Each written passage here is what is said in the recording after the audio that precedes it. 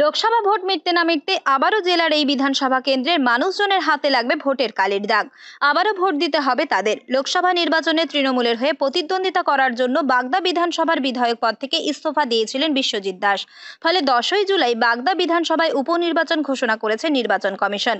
গত বিধানসভা নির্বাচনে এই বাগদা কেন্দ্র থেকে বিজেপির টিকিটে জয়ী হয়েছিলেন বিশ্বজিৎ দাস।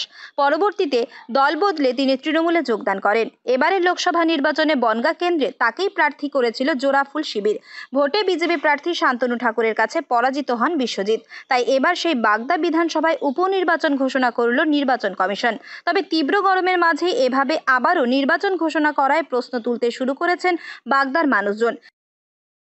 বিধায়ক তো একজন দরকারি, আর সে যেই দ্বারা এখন এই অতিরিক্ত গরমে একটু ঠান্ডা হলে, বৃষ্টি হলে ভালো হতো। ঠিক আছে, ভোট তো দিতে হবে। এখন ওটা কি করে বলবো, আমার ভোট আমি নিজে দেবো। এবার মানুষ উন্নয়নের দিকে যাবে নাকি অন্য দিকে যাবে সেটা তাদের ব্যাপার।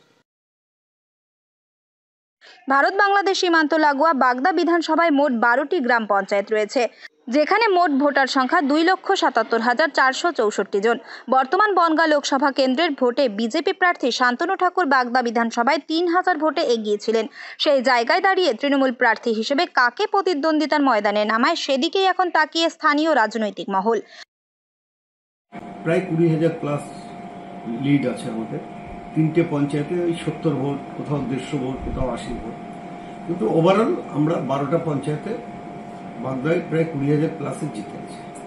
এই উপনির্বাচনে ভারতীয় জনতা পার্টির প্রার্থী জিতবে, কারণ তবে বিধায়ক পদ থেকে ইস্তফা দেওয়ার আগে পর্যন্ত বিশ্বজিৎ দাস বাগদা বিধানসভা এলাকায় ভালোই উন্নয়নের কাজ করেছেন বলেই জানালেন তৃণমূল সমর্থকেরা। আমাদের প্রাক্তন বিধায়ক মাননীয় বিশ্বজিৎ দাস বাগদার রূপকার 90 কোটি টাকার ওপরে বাগদা বিধানসভায় ঢেলে সাজিয়ে উন্নয়ন করেছে।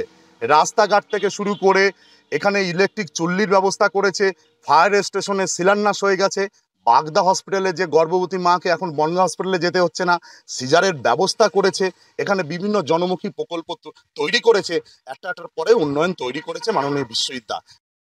সেই জায়গায় দাঁড়িয়ে এই বিধানসভা পদ্ম শিবির নাকি ঘাসফুল কার দখলে থাকবে সেদিকেই এখন সকলের নজর। উত্তর 24 পরগনা থেকে রুদ্র নারায়ণ রায়ের রিপোর্ট, লোকাল 18 বাংলা।